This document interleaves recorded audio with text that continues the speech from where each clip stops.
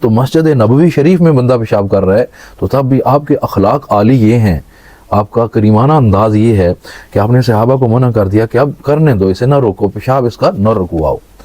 تو جب فارغ ہو گیا سب دیکھنے لگے، ٹھیک ہے جی، تو جب فارغ ہو گیا تو حضور اکرم صلی اللہ علیہ وسلم نے اسے بلوایا اور اس کو ارشاد فرمایا، بڑی نرمی سے ارشاد فرمایا، ان هذه المساجد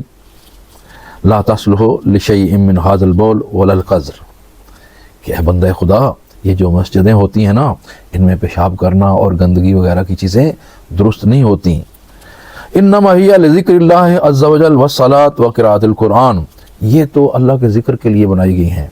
ان میں تو قرآن پاک کی تلاوت کی جاتی ہے، نماز پڑھی جاتی ہے، لہذا یہاں پیشاب وغیرہ نہیں کرنا چاہیے۔ یعنی کیا خوبصورت انداز ہے کہ اس کو تکلیف بھی نہیں پہنچائی، کیونکہ وہ جو کرنا تھا وہ کر چکا،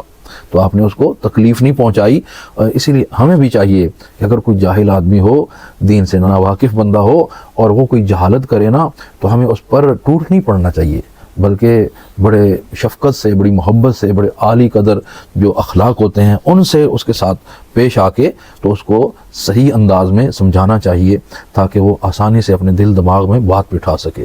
تو جیسے آج ہمارا معاشرہ ہے کہ ہر مبلغ چاہتا ہے کہ کوئی بھی غلطی نہ کرے، تو بھئی کوئی بھی غلطی نہ کرے گا تو مبلغ کیسے رہے گا؟ ایسا نہیں ہو سکتا۔ لہذا آپ کو چاہیے جو نہ جاننے والے لوگ ہیں ان سے بڑے زبردست قسم کے محبت اور پیار اور شفقت والے انداز سے پیش آئیں، سمجھائیں، تو انشاءاللہ وہ سمجھ جائے گا۔